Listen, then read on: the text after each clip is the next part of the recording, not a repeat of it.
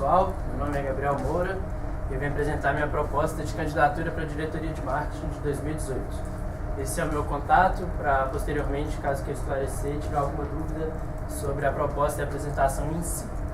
Primeiro eu vou passar pelo meu histórico, a minha motivação para estar tentando esse cargo, depois eu vou abordar como que uma análise da gestão atual e posteriormente, no final, apresentar os meus focos de atuação junto com os resultados esperados para o ano de 2018. Eu ingressei na UFMG em 2015, eu estudo administração. Já em 2016, quando foi possível, eu procurei um estágio. Estagiei por 11 meses em 2 empresas. E em 2017 eu saí do estágio buscando uma experiência profissional que me desenvolvesse mais. E aí eu encontrei o CJ. Hoje, como membro e consultor, eu tento esse cargo de diretor de marketing, que é algo que eu almejei desde as minhas primeiras semanas como trainee. Durante esse período eu fiz 3 cursos relacionados a marketing, que foi uma aspiração minha desde 2015. Introdução ao marketing analítico e marketing de conteúdo 2.0 mais recentemente. Agora, partindo para a análise da gestão atual, eu ploto esse gráfico aqui da chegada de clientes de junho de 2016 até junho de 2017.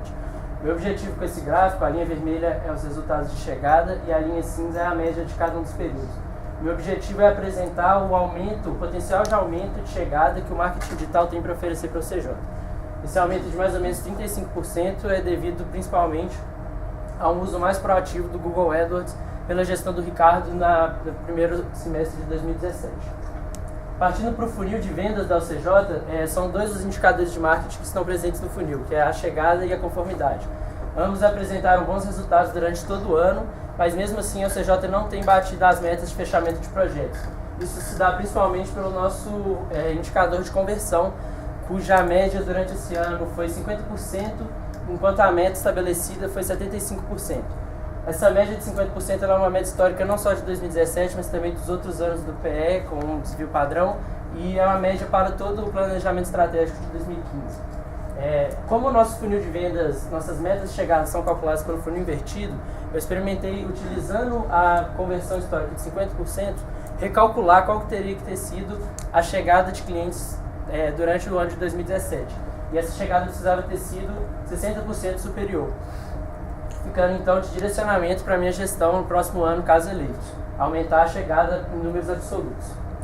Partindo para as ferramentas que auxiliam a chegada pelos meios digitais, nós temos o RD Station, que é uma ferramenta de gestão de marketing digital e automação. Atualmente ele não tem gerado as informações que ele é capaz de gerar, ele é um software caro, ele custa aproximadamente R$5.000 por ano para o CJ, e nós utilizamos apenas 3 das 19 ferramentas que estão disponíveis e configurações que estão disponíveis. No que tange ao Google AdWords, a gente tem uma configuração muito simplista do Google AdWords. Nós utilizamos apenas uma campanha com 83 palavras-chave, isso não está de acordo com as boas práticas do mercado.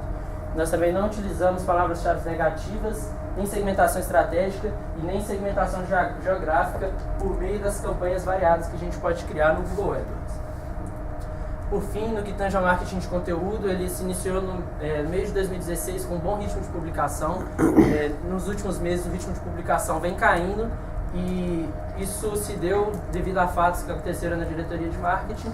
E também, quanto à nossa estratégia, nós não temos documentado qual que são as nossas buyer personas e qual que é a nossa estratégia de produção de texto. Eu não consegui identificar nem conversas com o ex-diretor, com a atual diretora, então eu acredito que nós não temos um direcionamento estratégico bem definido para o marketing de conteúdo. Partindo agora para os outros pontos da célula de marketing, no que tange ao endomarketing, eu enxergo um potencial não aproveitado, sendo que essa é a função menos executada na história do marketing. Em conversas com outros diretores, outros presidentes, eu listei 3 ou 4 iniciativas que ocorreram nos últimos anos.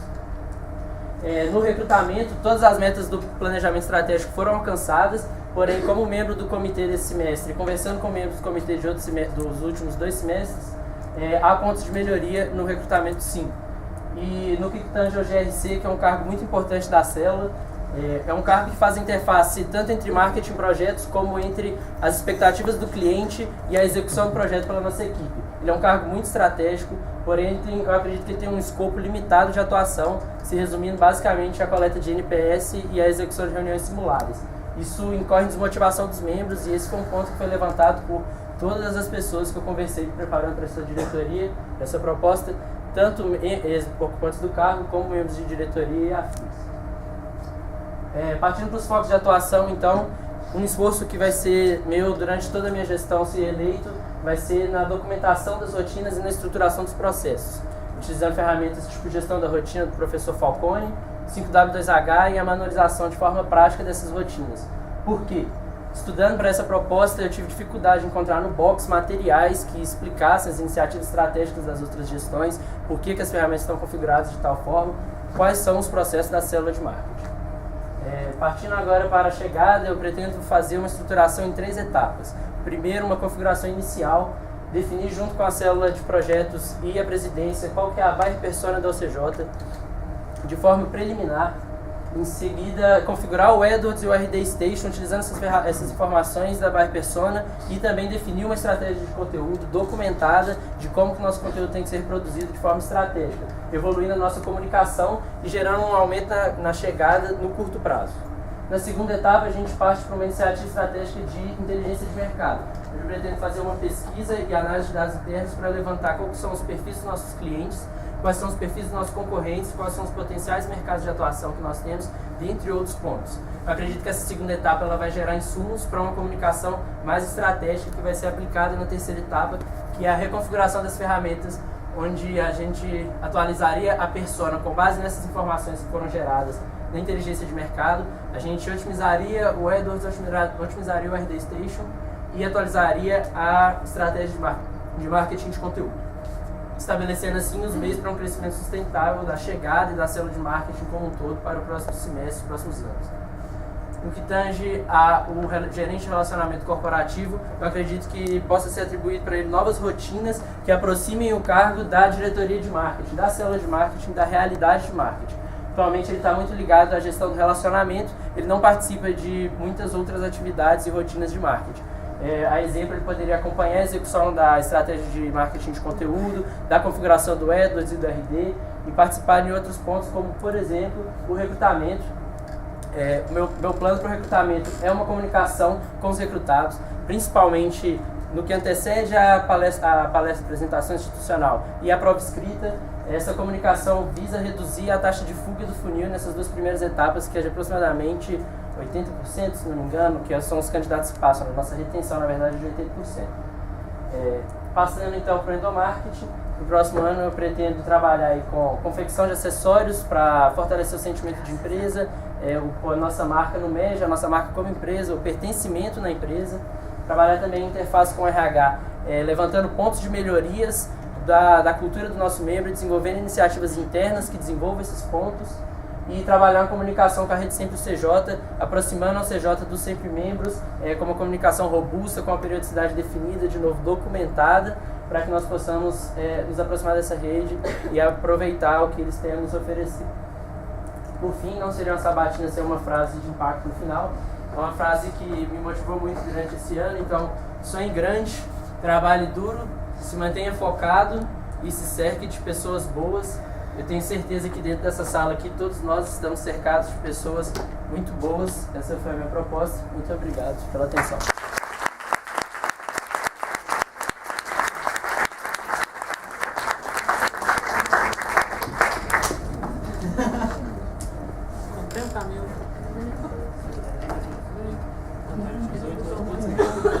O candidato utilizou 8 minutos e meio, então vai ter tempo revertido em 1 minuto e meio.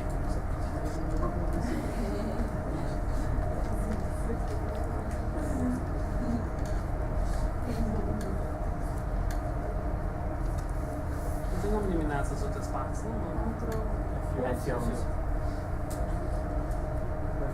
F13. Primeira pergunta do conselho.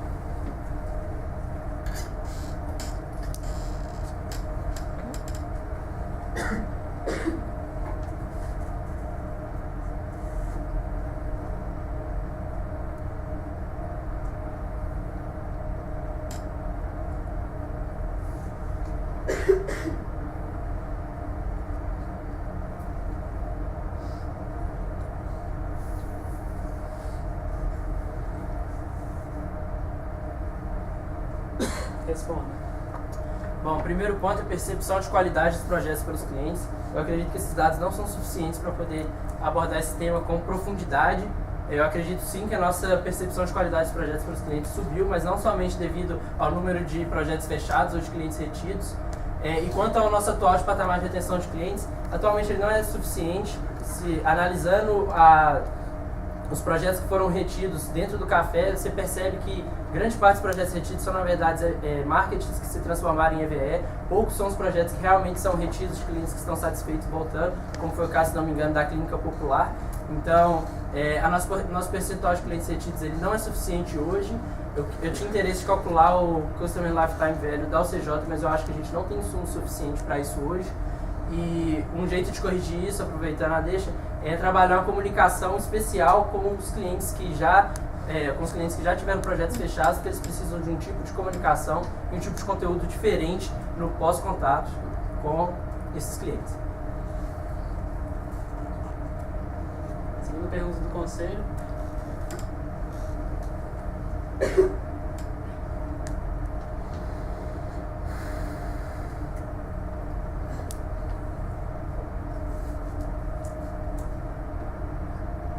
Beleza. O primeiro ponto, posso responder? O primeiro ponto, o CAC calculado pela empresa é de 300 e poucos reais, mas eu tomei a liberdade de calcular o CAC de forma independente para o primeiro semestre de 2017, foi aproximadamente 500 reais. Esse CAC ele é aproximadamente 8% do nosso ticket médio, e eu também calculei o nosso ROI de marketing, que é de 1.300%. Então, se é mais barato conquistar um cliente via prospecção ativa ou passiva, eu acredito que, na verdade, eu não sei como responder essa pergunta agora, porque a UCJ particularmente não tem muitos dados de prospecção ativa, a não ser as rodadas de investimento que algumas diretorias já participaram. Então, com base no meu conhecimento, eu acredito que seja mais caro conquistar por meio da prospecção passiva, que é inbound marketing. E quais ações a gente deve tomar para atingir um ponto ótimo de CAC e fechamento de projetos? Eu acho que são testes. Marketing é muito de teste. A gente tem que testar, aumentar o nosso CAC com diferentes tipos de investimentos, ver qual que está dando mais retorno. Marketing tem uma coisa interessante.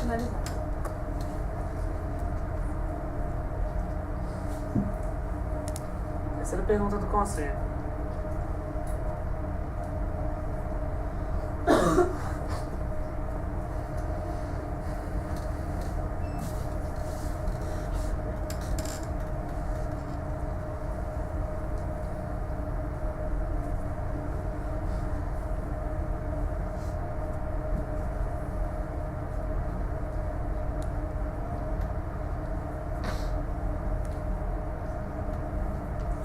Beleza. O caráter da chegada durante os anos do PE. Nós não temos muito essa informação disponível também. A empresa tem um indicador informacional que parou de ser utilizado, que tabulava esse caráter de chegada. Mas, anterior ao ano de 2017, era majoritariamente por indicações, como está apresentado no gráfico. A gente tem muita indicação do MEG, a gente tem uma indicação frequente do Sebrae, que a gente não entende muito bem como que ela chega, mas ela acontece. A influência do marketing sobre os resultados de 2017. Esse gráfico talvez seja acumulado, mas nos últimos 6 meses a chegada foi majoritariamente pela internet, 50%, 60% pela internet. A gente já tem uma participação muito grande, isso devido aos investimentos em marketing digital que foram feitos nesse ano, o uso proativo do AdWords pelo Ricardo. E no que tange ao cenário ideal para o meio de chegada de clientes, eu acredito que é uma divisão entre marketing digital, indicação passiva e prospecção ativa, que a célula de projetos está começando a trabalhar, algum percentual aí entre 33% para cada um aproximadamente, mas eu acredito que esse é o cenário ideal. Acabou tudo? Não, acabou não. Acabou não? Os nossos esforços com a prospecção ativa, os nossos outros esforços de marketing com o inbound, que é menos controlável do que a prospecção ativa, e a indicação passiva, que é um demonstrativo que nós fomos reconhecidos pelo mercado. Só te lembrando, 2 minutos para essas perguntas. Da diretoria? É porque tinha dado um naquela hora e eu confundi. Sem problema. Primeira pergunta da diretoria.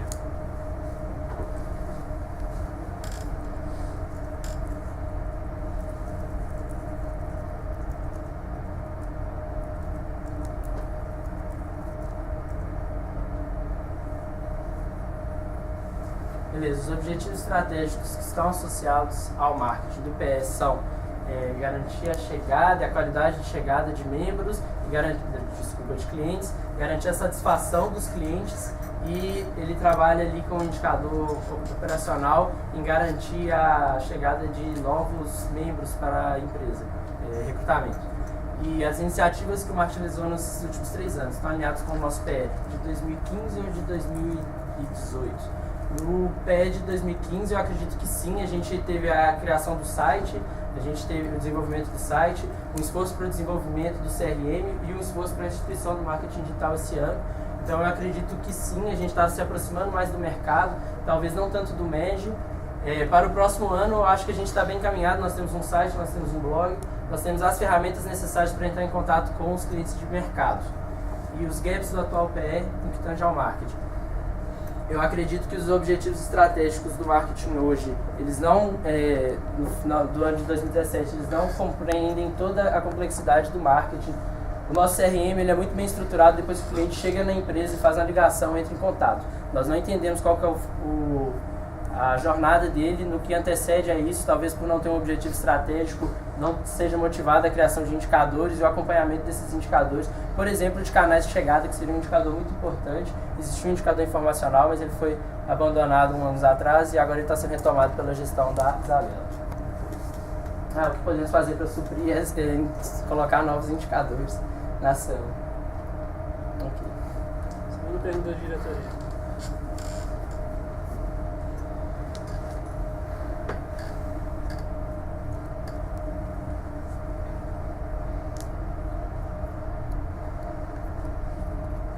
Bom, analisando no café os NPS pós-execução, a gente observa que muitas das notas que são neutras, elas são devidas a pequenos problemas que ocorreram durante a execução do projeto, pequenos atrasos e principalmente de falta de alinhamento entre a expectativa do cliente e a execução do projeto.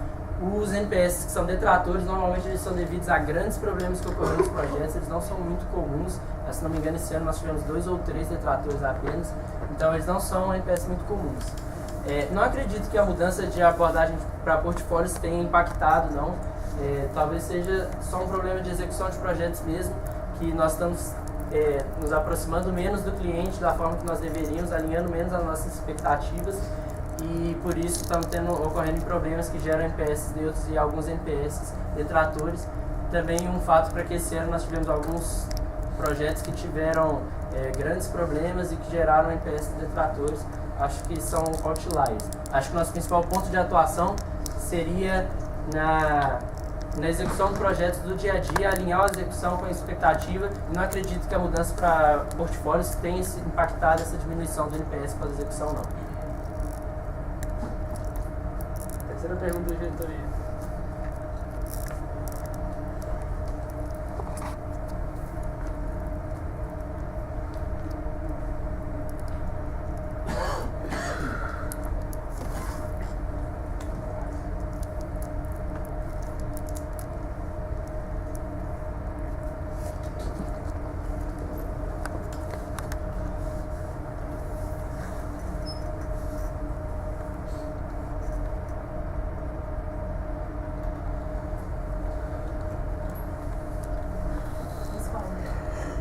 A primeira pergunta, como a meta dos indicadores é balizada, eu realmente não sei responder. Eu acredito que ela seja utilizada com alguma metodologia do PMBOK de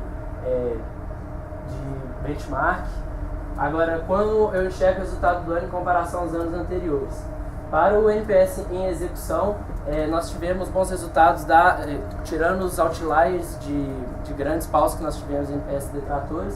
Para o NPS pós 6 meses, ele coleta muitos resultados de semestres passados, então nós tivemos bons resultados, só que uma característica interessante que eu encontrei entre o NPS pós 6 meses e o NPS em execução é que aparentemente os nossos clientes após 6 meses, mesmo não tendo executado os nossos projetos, que é o que eu identifiquei pelo café, a maioria dos clientes ainda não executa os nossos projetos, implementa, eles ainda dão um NPS mais alto. Então eu acredito que isso seja devido à falta de proximidade temporal com os problemas que ocorreram no passado, e as informações que são geradas pelo CJ, elas são realmente muito relevantes. O cliente sempre lista que ele aprendeu muito sobre a empresa dele e está utilizando essas informações gerencialmente, mas não está utilizando a implementação do projeto em si. Como a célula de marketing pode alavancar esses resultados desses indicadores? O GRC é um cargo muito estratégico. Nesse sentido, eu acredito que ferramentas para que o GRC possa aproveitar melhor as informações geradas na coleta de NPS devem ser elaboradas. Por exemplo, eu tenho em mente a utilização do mapa de empatia, que é uma metodologia para a criação de personas, para poder, quando o GRC terminar o contato com o cliente na coleta de NPS pós-execução, ele listar a empatia do cliente de acordo com todos os caminhos que lá são orientados e passar isso para a equipe de execução do projeto, de forma que eles possam balizar as próximas execuções com base nas informações que o cliente passou para ele nessa coleta do NPS de execução.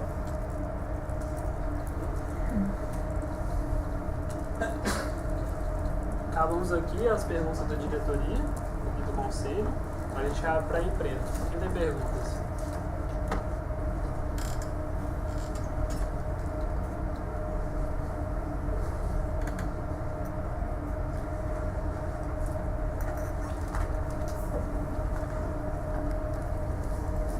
Fileira pode abaixar. Segunda fileira pode abaixar. Pode abaixar a terceira fileira.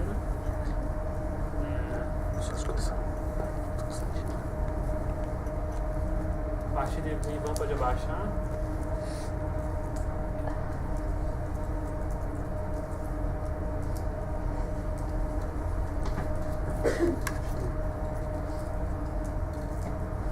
Pode baixar o resto. Maia. Na sua proposta, você fala muito como é importante a gente mensurar questões como criação de leads, MQLs e SQLs.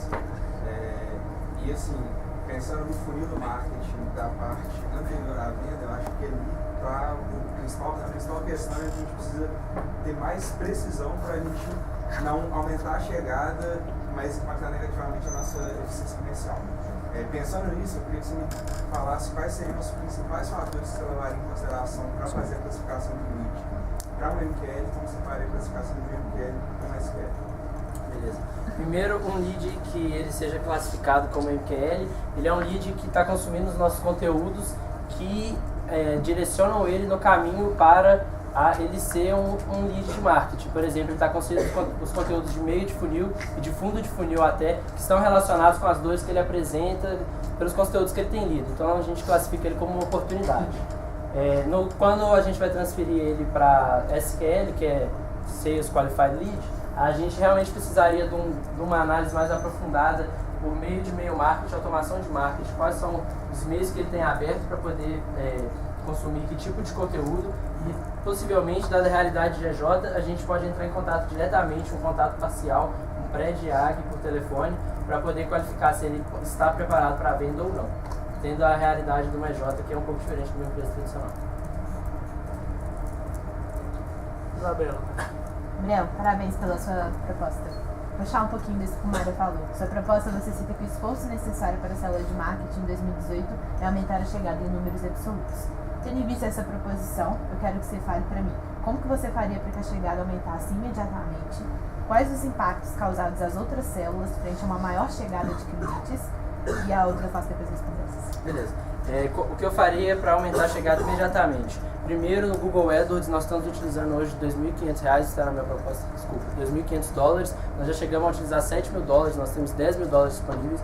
Então, eu estruturaria o Google AdWords para não abaixar a qualidade da chegada. Eu utilizaria segmentações de campanha e funcionaria mais palavras-chave ao longo dos primeiros meses. Eu acredito que isso já seria suficiente. Qual foi a sua segunda pergunta? Quais os impactos causados às outras células frente a uma maior chegada de clientes?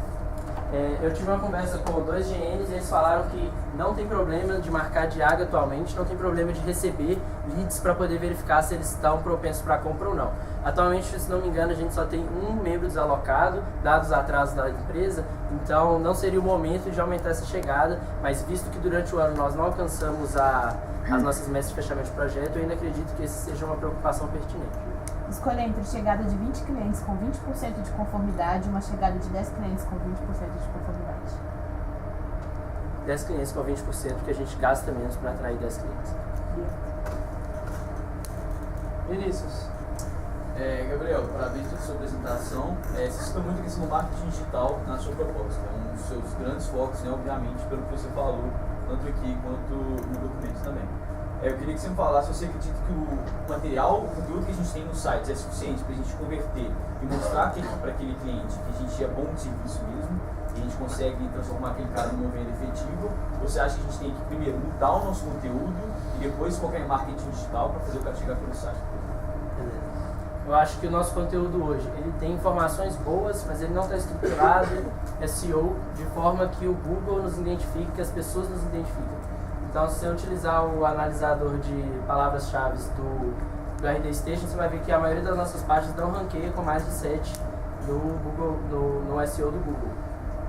Então, a gente tem que corrigir esses pontos, não necessariamente descartar os artigos, mas reescrever eles da maneira que eles fiquem mais adaptados para o marketing digital. Mas você acredita que o conteúdo do site é atrativo o suficiente para a gente efetivar mais vendas para o site? Não, então, partindo para o meio e para o fundo de funil, eu acho que a gente tem muita oportunidade não aproveitada de disponibilizar e-books, ferramentas de Excel que nós somos muito bons em criar e que não gera valor nenhum dentro do projeto. Criar uma ferramenta de fluxo de caixa, tem isso disponível online já hoje, nós poderíamos oferecer também, e principalmente apresentar cases de sucesso de negócio para os nossos clientes, mesmo que seja digital, porque isso é um jeito de você identificar. Se o cara é um Marketing Qualified Lead, seria um Sales Qualified Lead e case.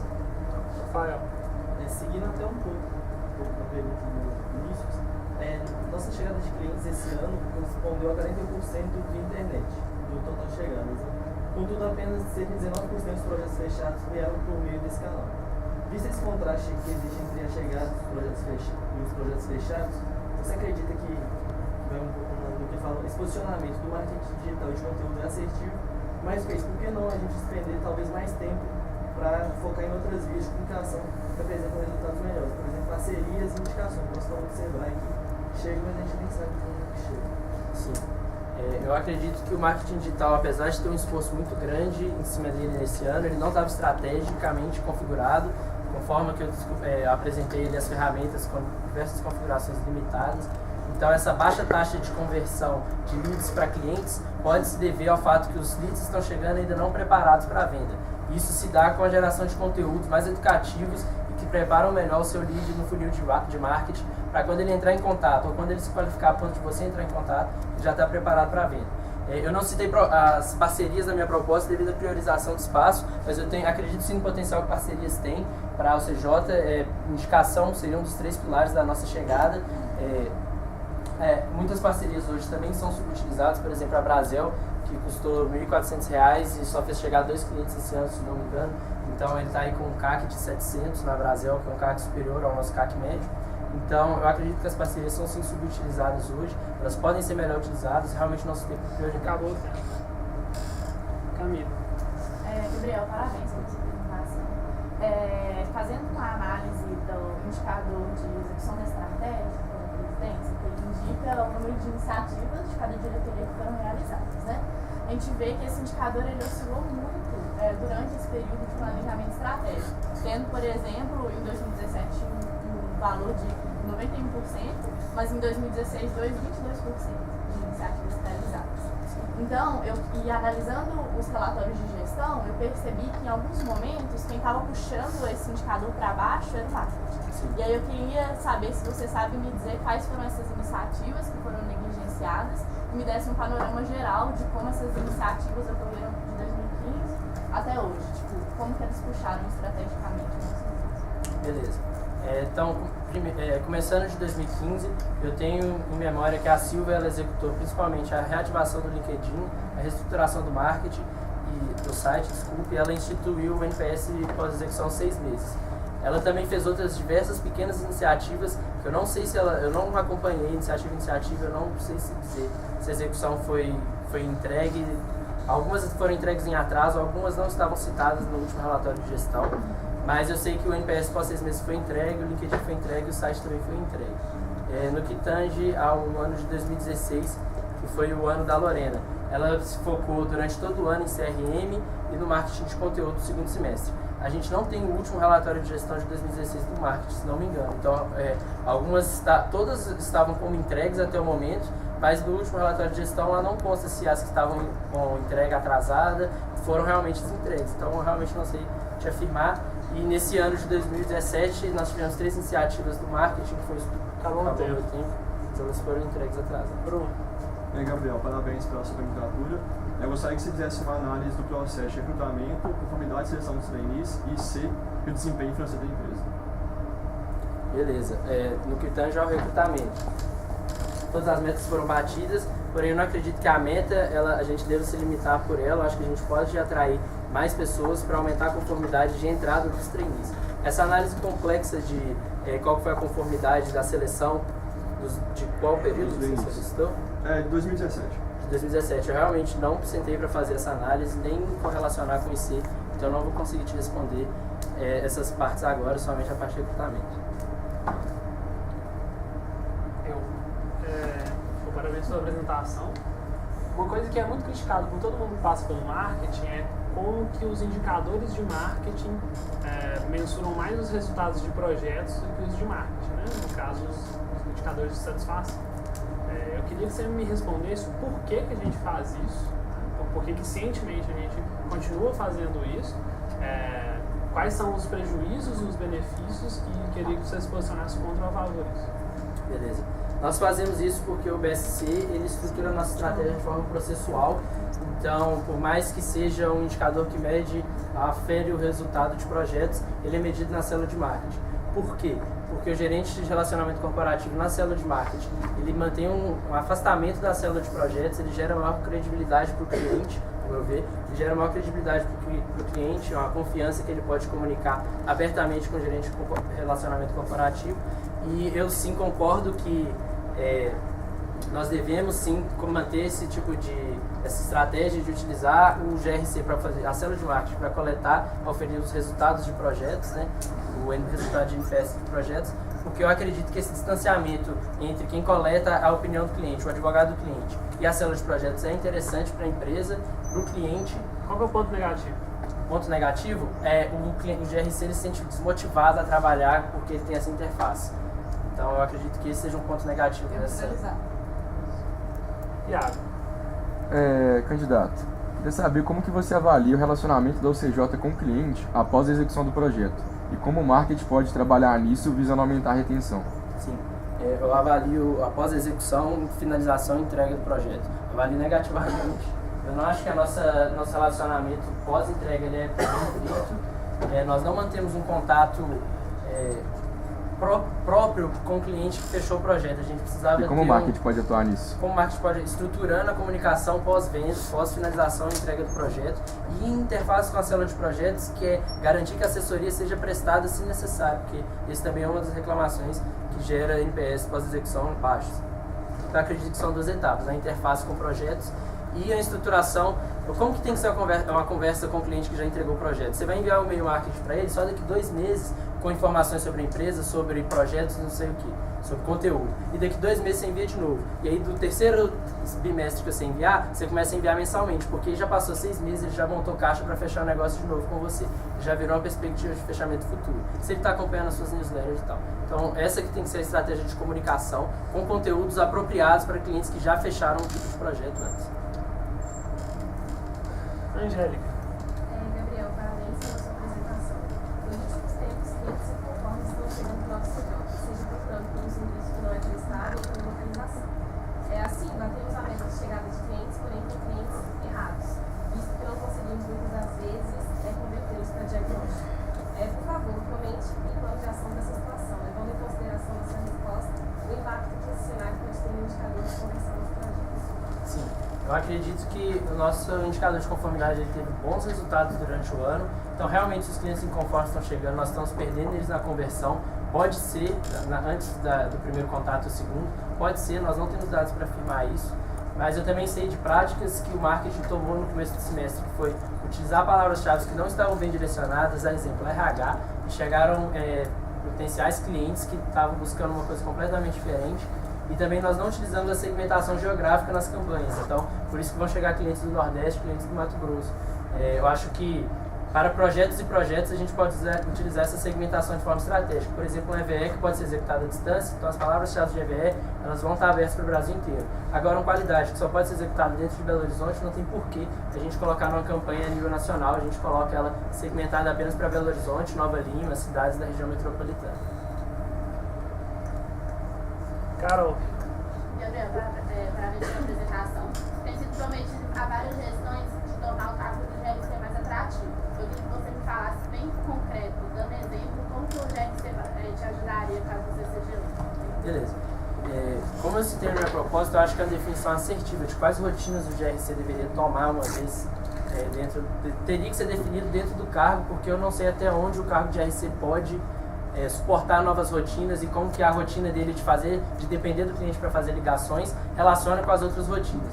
Então, eu vejo potencial para ele trabalhar junto com o marketing na gestão de mídias sociais, mas de forma institucionalizada, que não é hoje. Nós não temos um manual do GRC hoje. Tem um que não está disponível no box, então, para mim, eu considero que ele não existe.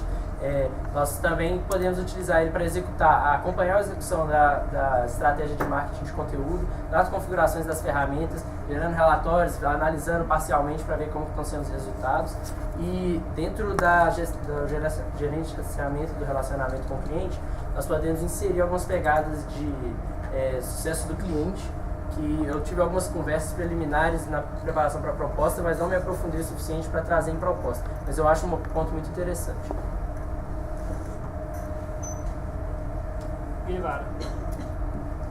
Gabriel, gostaria que você comentasse um pouco a respeito do NPS como medidor de satisfação dos clientes em relação aos nossos projetos, levando em consideração que para essa coleta, a gente basicamente analisa os números e antecedente a essa coleta, a nota mesmo do cliente, tem uma parte qualitativa que é uma conversa mesmo do gerente de relacionamento corporativo com o cliente, e que isso depende muito de uma habilidade que esse GRC tem que ter, de quais são os insumos que ele vai coletar. Então, eu gostaria que você comentasse a respeito dessa metodologia para avaliação dos projetos da UCJ. Beleza. Quanto à nota do NPS, eu acredito que ela seja válida, do jeito que ela é proposta. Eu acredito que ela foi pensada justamente para a pessoa que não sabe dar a nota, e aí ela vai dar 8, na verdade, querendo dar 10, ou então ela vai dar uma nota alta que, na verdade, ela não quis dar. Então, acho que os ranges de dar nota foram pensados já entendendo esse lado das pessoas de dar notas super ou baixas demais. No que tange a parte qualitativa, eu acho que está aí uma parte do relacionamento que a gente vai depender de pessoas na maior parte das vezes, porque a gente vai depender de um GRC contato para poder fazer uma boa coleta e uma boa utilização desses dados. Eu acho que o maior esforço que a gente pode ter mesmo é trazer ferramentas que traduzam essa comunicação com o cliente de uma forma mais utilizável pelo resto da empresa, no caso seria a célula de projeto. Por exemplo, o mapa de empatia, que com certeza vão ter outras ferramentas que a gente pode estudar e levantar, que possam ser utilizadas pelo GRC na coleta do NPS e tradução das recepções para a célula de projetos. Gabriel, parabéns pela apresentação. Bom, na sua proposta você disse que o endomarketing pode ser uma ferramenta muito boa para a gente fortalecer a cultura da nossa empresa e que você pretende até fazer uma interface com a RH para ver onde que tem que ser o ponto de atuação do endomarketing. Mas, contudo, na sua proposta você não é tão específico quanto a essas ações de endomarketing. Então eu gostaria que você me dê exemplos de ações de endomarketing que fortaleceriam pelo menos 3 valores da UCJ. Eu acredito que as ações de endomarketing elas podem ser, primeiro, genéricas. Por exemplo, trazendo um exemplo, eu trabalhei no RH da Azul como estagiário e eu vivenciei lá uma estratégia de endomarketing que chama cartões de cultura. Você escreve o cartão de cultura descrevendo o valor da UCJ, escreve atrás um recado para a pessoa de para, e quem recebeu mais cartões de cultura foi premiado após um tempo. Eu acho que essa é uma forma de desenvolver os membros de uma forma geral. De forma específica, eu não vou falar sobre 3 valores, eu posso te dar um exemplo de desenvolvimento colaborativo. Se os trainees que estão entrando estão apresentando um gráfico radar com um problema no gráfico do desenvolvimento colaborativo, sentar junto com o RH e pensar numa estratégia, por exemplo, alinhar com os gerentes, olha, nós precisamos fazer esses trainees trabalharem junto com as equipes deles, colaborativamente, então reserva SRP, reserva AG, faz os caras trabalharem juntos, por meio, a gente gamifica isso de uma forma que eu realmente não sei te dizer agora, para poder desenvolver esse valor específico, e isso pode ser aplicado, semanas imersivas para cada um dos valores, dependendo da necessidade. Pedro Dias. Tá. Chegamos aos 25 anos realizando durante boa parte deles os mesmos portfólios. Nos deparamos atualmente com um cenário de baixa retenção, fins potenciais sem propensão a pagar, e aí eu relaciono com a baixa persona abordada na sua proposta, baixa possibilidade de misturar os resultados que a gente leva para o cliente, graças ao porte desses clientes e a ausência que eles têm de indicadores, além de membros com o sentimento que não vale a pena comprar um projeto da OCJ, que é um grande problema em diversos aspectos. Assim, você acredita que temos os projetos certos para os clientes errados ou projetos errados para os clientes certos? Em outras palavras, estagnamos enquanto o nosso mercado evolui? Olha, eu não respondo essas duas perguntas que você fez de se nós temos projetos errados para clientes certos. Eu acho que não está em nenhum desses dois pontos. Eu acho que sim, nós estagnamos, nós poderíamos ter desenvolvido portfólios mais adaptados para o mercado, por exemplo, startup. A gente está desenvolvendo um portfólio de startup no início de 2018, sendo que startup bombou mesmo foi 2 anos atrás. Então faltou uma inovação assim, e é um portfólio que vai demorar para ser elaborado. Elaborar portfólios é demorado. Eu acredito que muito disso que você está falando vem da execução do projeto mesmo. O consultor, o membro, ele executar o projeto com afinco, se baseando em metodologias interessantes, o gerente fazendo um bom gerenciamento daquele projeto para gerar o máximo de valor, tornar o projeto mais implementável para o cliente. Então eu não acredito que nós tenhamos projetos errados, não acredito que nós tenhamos clientes errados. Acredito que nós estagnamos sim, poderíamos ter desenvolvido mais projetos, mas que a gente tem que olhar para dentro na hora de aferir a qualidade dos nossos projetos também. Luiz. Gabriel, parabéns pela sua apresentação. A maioria das minhas perguntas já foram respondidas, então eu quero te dar um tempo para você falar um pouco sobre um link entre o endomarketing e o nosso relacionamento com alguns stakeholders, principalmente MED e CPCJ. Tá, no que tange o endomarketing no relacionamento ao MED, eu acredito que uma prática que foi abandonada na CJ há um tempo, com as datas justificativas, não era aberta, era newsletter, eu acho que é um bom jeito da gente fortalecer a nossa presença, nossa motivação para estar no MED. Comunicar, por exemplo, quando vai ser a próxima RR, quem está inscrito na próxima RR, quando vai ser a capacitação da FEGENG, não sei o que. Comunicar essas coisas por meio dados da FEGENG, por meio de newsletter. A comunicação com sempre os CJs. Eu acredito que ela não tem sido bem feita, ela tem que ser bem estruturada. Os conteúdos têm que ser bem pensados e alinhados com os sempre CJs. O tipo de conteúdo que você quer ver.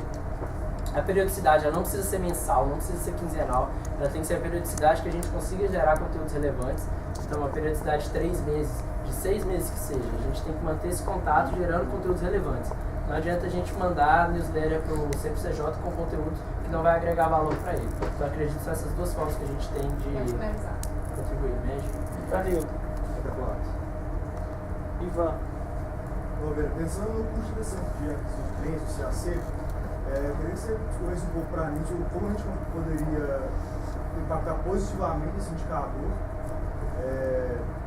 de forma que a chance que eles aumentassem com o mínimo de aumento possível do custo da aquisição deles, ou manter esse igual reduzindo os custos. Beleza. Os nossos custos de aquisição hoje são basicamente o RD Station, custos com cartão de visita, o custo com a Brasel que a gente tem, com as parcerias comerciais, não foge muito desses valores, esses seriam paretos. Então eu acredito que a gente teria que trabalhar, os cartões de visita não tem como trabalhar, o RD Station eu estava em conversa com o André Novelino, que foi ex-diretor de comunicação da FEGENG, de marketing, um desse cara, e ele já me sugeriu alguns softwares que podem suprir as necessidades do RD Station a 1/3 do custo, metade do custo. Então eu já estou fazendo esses estudos para caso eleito, conversar com a presidência, conversar com a diretoria para a implementação. Então essas seriam formas de reduzir o nosso CAC. Também a parceria da Brasel seria a possibilidade de manter o nosso CAC e aumentar o nosso retorno, o nosso ROI de marketing. Porque atualmente ela não é muito aproveitada. Eu citei uma pergunta mais cedo que nós captamos 2 clientes, então R$700 mais ou menos o custo de aquisição do cliente esse ano, que está acima do nosso CAC médio por todas as outras mídias. Então ela deveria ser melhor aproveitada. Helena.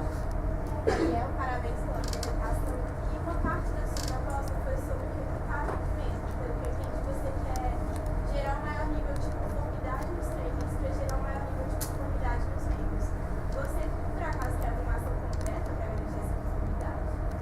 Olha, quando eu disse na proposta sobre recrutamento, estava falando sobre reduzir as taxas de fuga do funil de recrutamento, que são altas, principalmente nas 2 primeiras etapas, por meio de comunicação.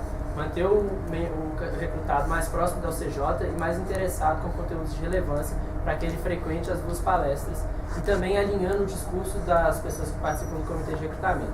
Como isso pode melhorar a nossa conformidade é aumentando o que entra no começo do funil, a gente vai ter uma maior quantidade para poder selecionar, subir nossos critérios de seleção no fundo do funil. Essa é a forma que eu acredito que o marketing pode ajudar no recrutamento, aumentando a conformidade, ou até se interessante estrategicamente a quantidade de membros dentro da empresa. Tem 15 segundos. Laura. Gabriel, a sua proposta ela foi bem até fundamentada no que se trata de marketing digital. Então, você falou da RD, do AdWords, mas queria falar um pouquinho mais com você sobre redes sociais. Então, hoje você acha que o nosso posicionamento nas redes sociais, então seja Facebook, Instagram, Twitter, é correto? Você acha que a nossa gestão dessas redes é correta? E caso você encontre problemas, o que você faria para atuar isso? Beleza, vamos por redes. LinkedIn é a rede social mais importante para uma empresa que trabalha B2B igual a gente. Nós não utilizamos ela. Então, na verdade, voltando para o aspecto macro, muito disso é devido à nossa estratégia de marketing de conteúdo que não está bem definida e definida estrategicamente. O LinkedIn não é aproveitado do jeito que deveria ser. A nossa comunicação no Instagram, ela tem sido retomada pela diretoria da Isabela com uma boa qualidade, com o caminho que eu acredito que tem que ser o Instagram, que é mais voltado para a MEG. E o nosso Facebook, ele não tem seguido, acho que todas as vezes, não tem seguido uma comunicação definida, com postagens diárias, 3 vezes por dia, repostando posts. E a gente pode fazer isso dentro da RD Station, ele faz essas automações de publicação de posts para a gente. Então, não, as nossas redes sociais, de forma geral, não são bem utilizadas. O marketing está tomando um bom rumo agora, com a divulgação, a presença no MEG. E o LinkedIn, a gente precisava muito utilizar o LinkedIn, porque ele é a rede social do nosso business. Mas você acredita que é mais um plano de lançamento ou tempo da visão? Quanto temos esse tempo? 14 minutos. Temos mais 14? Alguém tem perguntas?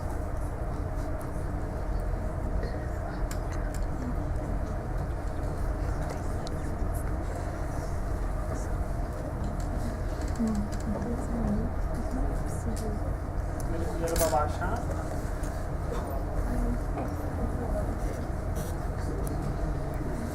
Segundo, tem que ser primeiro para relaxar.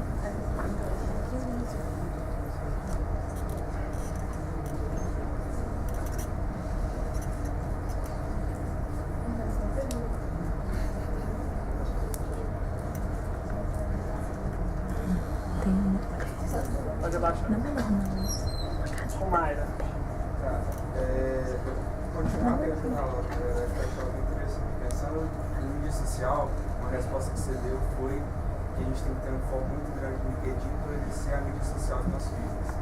Eu queria que você me falasse se você tem algum conhecimento no que tange a parte do nosso mercado que faz presente no LinkedIn. Porque não necessariamente o nosso business ele utiliza o LinkedIn, por mais que essa seja a rede social. Caso você detecte que esse não é o caso, como você vai transitar o seu foco para as outras redes sociais?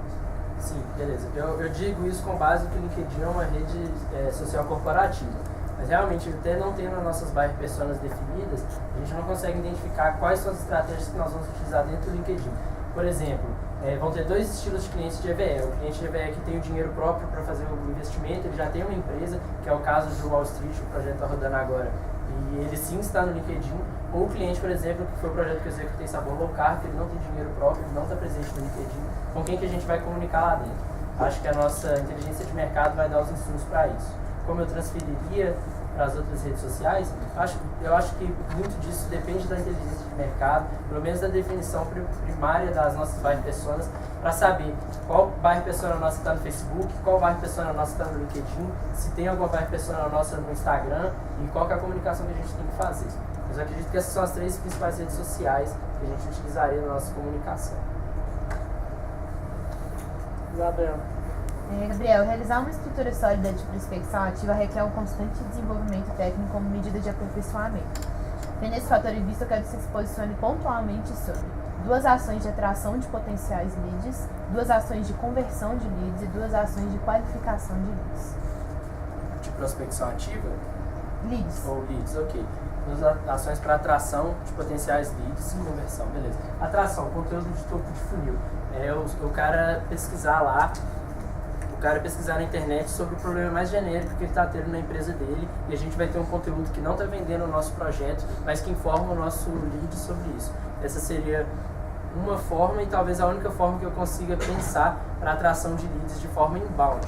A prospecção ativa ela trabalha de uma forma diferente, a gente teria que entrar em contato manualmente mesmo com os leads. A segunda etapa seria conversão, aí a gente desce para o meio e para o fundo do funil. No meio do funil a gente disponibilizaria e-books para a pessoa que já entendeu qual que é o problema dela e quer saber qual que é a solução. Então ele vai se cadastrar no nosso site, nos formulários, nas landing pages, que têm sido pouco utilizadas desde o meio do ano passado.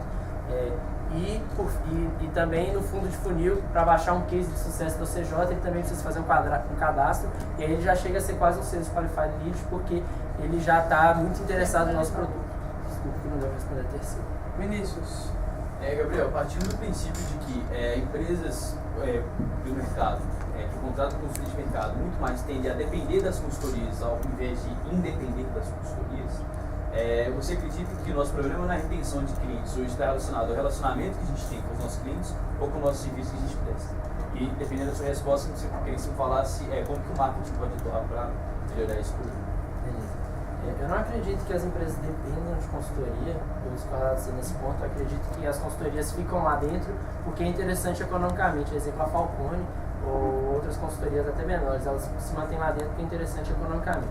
Os nossos clientes, eles são pequenos e médios empresários, são micro e pequenos empresários, médios empresários no máximo. Então eles não têm o caixa disponível para ficar contratando uma consultoria a todo tempo. E também a gente tem que fazer aquele olhar interno de novo, se nós estamos gerando resultado financeiro para os nossos clientes. Eles estão investindo 5 mil, eles vão ter um retorno superior a 5 mil. Acho que o projeto legado vai trazer muito disso. Tinha mais uma pergunta? Se o problema está no relacionamento ou com o nosso serviço? Acho que a nossa atenção, o problema está no relacionamento, a gente consegue aumentar os dois. Acho que o que a gente consegue atuar por parte do marketing no relacionamento e na outra parte da qualidade do nosso serviço, uma interface melhor de repasse de NPS para projetos também pode ser feita para poder aumentar a qualidade. Então, os dois. Rafael. Na sua proposta, você cita a necessidade da criação de novos indicadores no funil de vendas. Esses indicadores que antecederiam o primeiro contato com o cliente. Queria saber que estrutura você pensou para esses indicadores, os objetivos deles, como eles impactariam o processo de negociações. Beleza. A estrutura que eu pensei é uma estrutura muito tradicional de marketing que chama AIDA, que é atenção, interesse, desejo e ação. E aí nós vamos ter indicadores em cada etapa desse funil. Por exemplo, na atenção, número de visitantes únicos do site.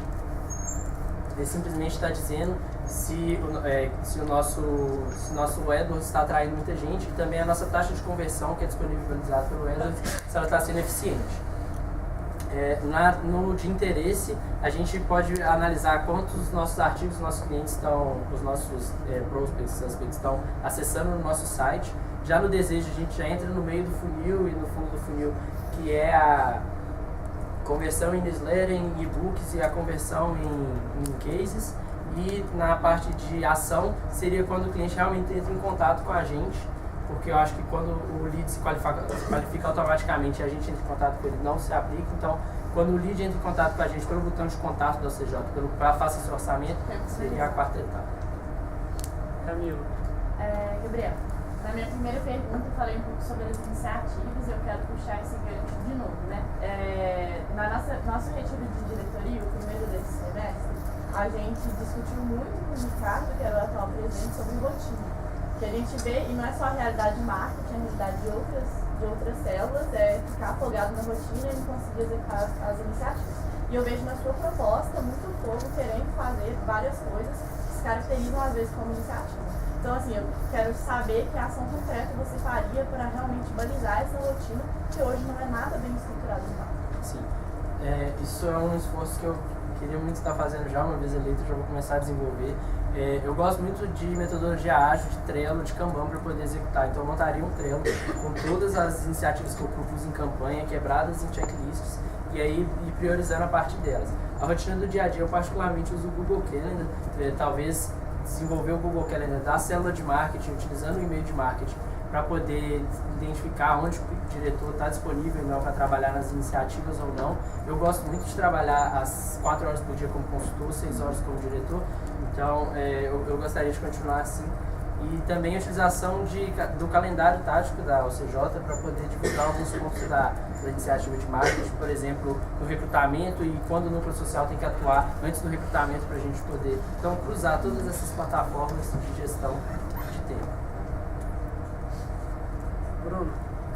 Gabriel, em relação ao evento de 25 anos, eu acredito que tem algumas grandes possibilidades em relação ao evento proporcionou para o marketing. Você vê alguma possibilidade ou você acha que não existe isso?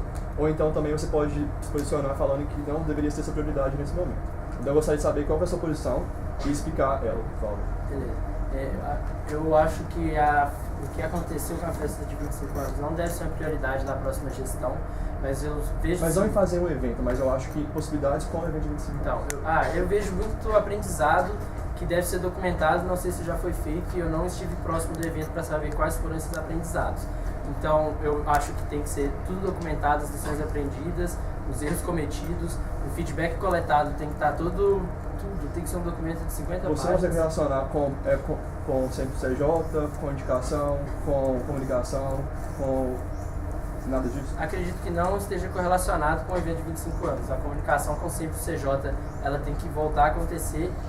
Não vejo muito... O marketing não pode contribuir isso? Como, pode, claro. Ele vai, inclusive, deve. Mas não vejo como a festa de 25 anos contribui para essa retomada da nossa comunicação.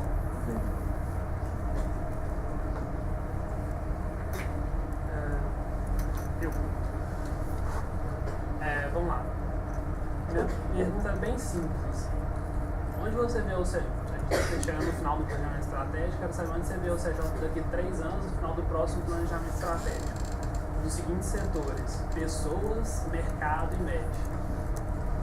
Beleza. No setor médio e mercado, eles vão estar relacionados, porque a gente vai ser uma empresa que vai ter, na parte de marketing, muito controle da nossa chegada, muito controle de qual projeto que a gente quer fazer, da nossa receita. Então, ser uma empresa que realmente controla a nossa chegada e o nosso marketing.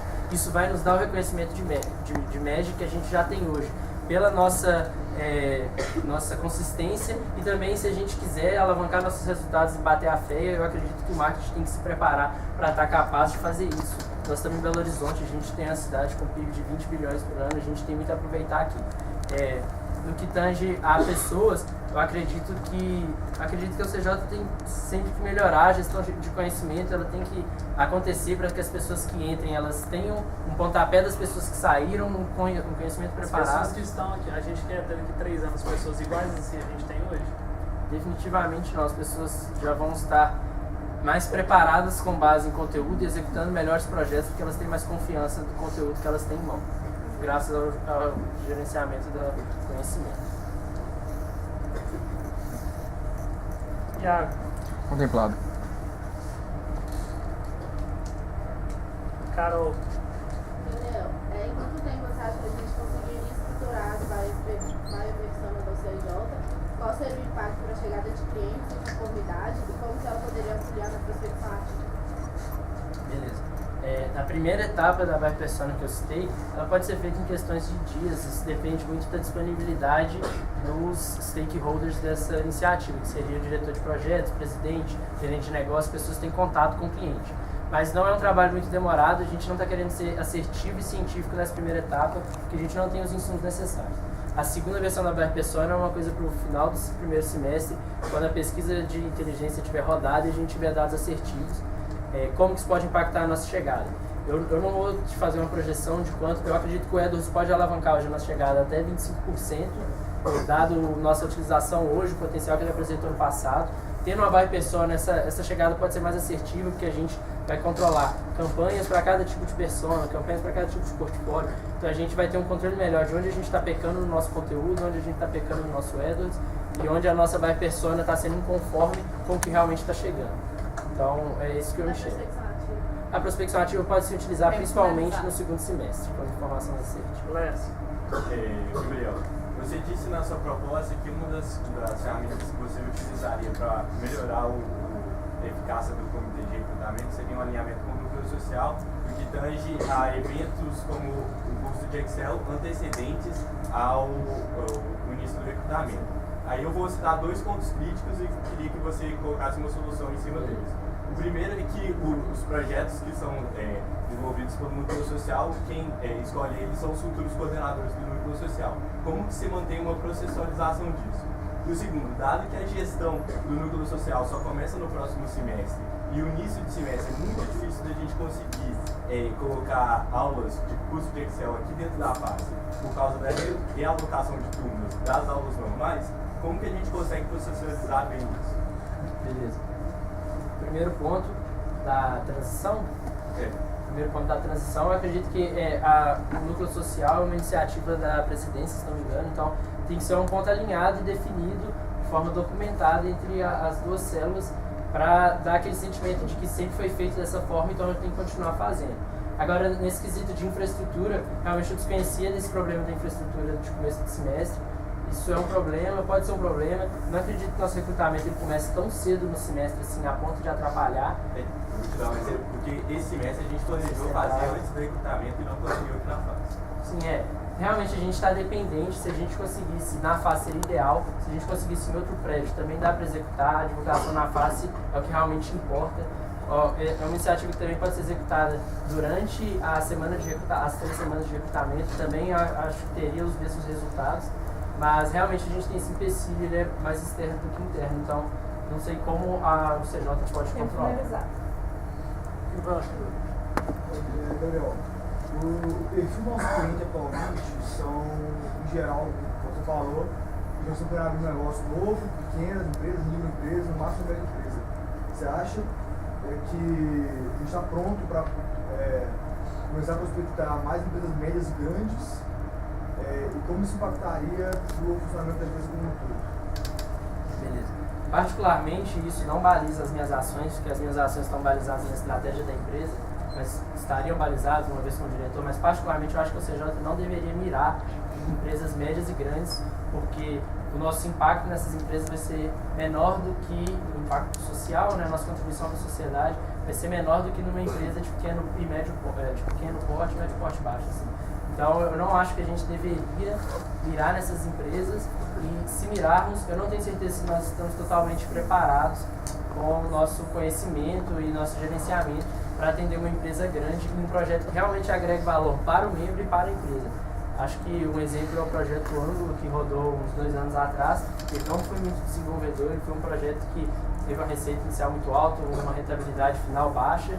Então, não sei se é um bom caminho para a gente seguir essas empresas grandes. Mas as minhas ações elas estão balizadas com a estratégia da empresa, não somente com o meu publicitário.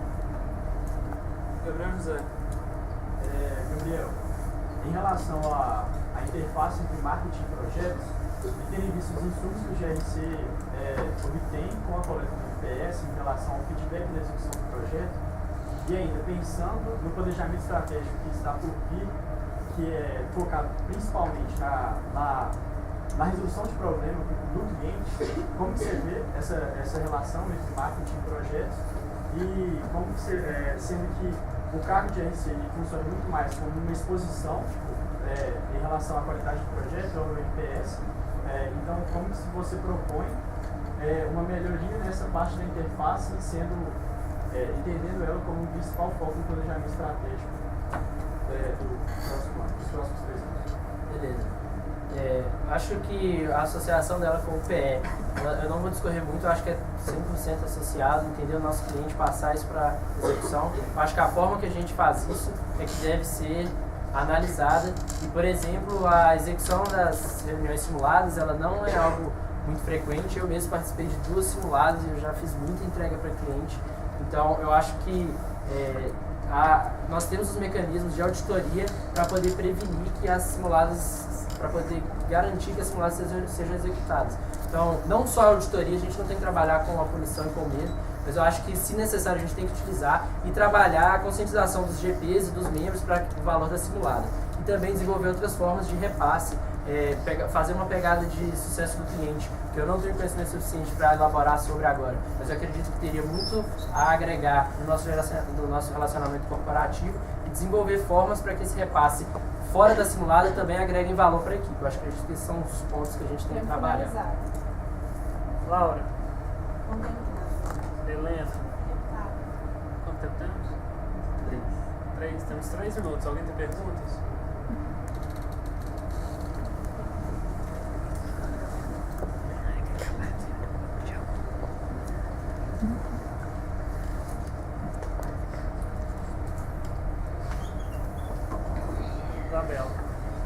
Gabriel, suponha o seguinte cenário. Você foi eleito diretor de marketing e a chegada do mês de janeiro ficou em 50% do planejado para alcançarmos o IC almejado.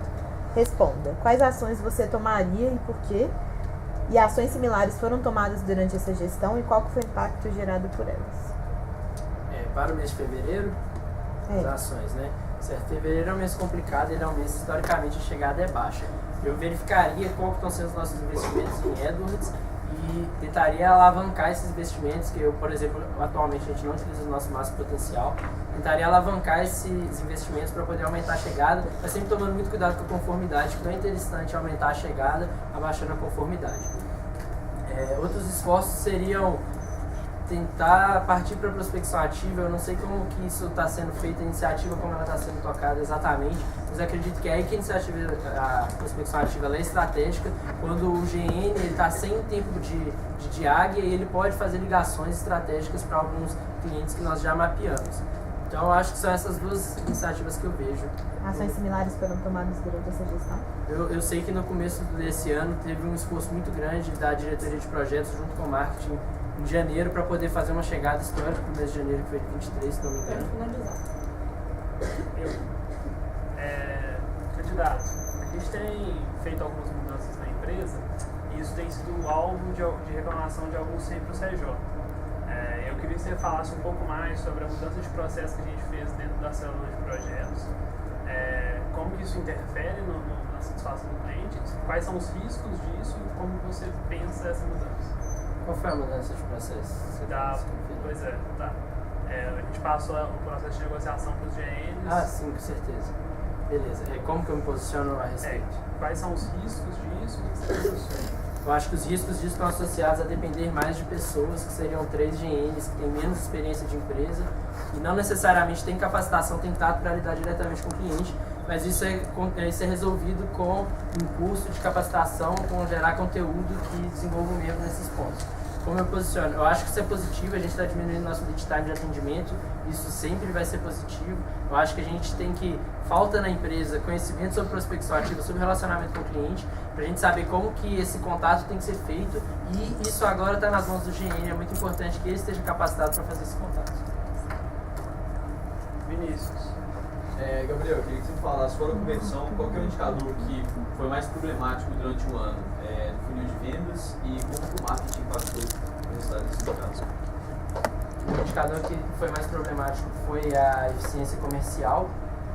Como o marketing impactou, eu não sei se foi um impacto do marketing, eu acho que a eficiência comercial ela é muito impactada por clientes que não têm interesse em fechar, não têm dinheiro para fechar o projeto naquele momento. Então eles se interessaram pelo nosso serviço, mas não tem dinheiro para fechar, só que isso é o que eles alegam.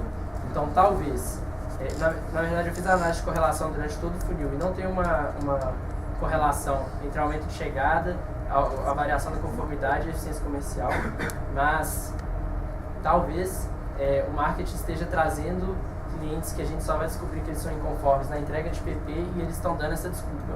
Talvez, não tem como a gente afirmar porque a gente não tem os dados suficientes. Então é um ponto de suspeito, mas é a taxa da eficiência comercial, certo?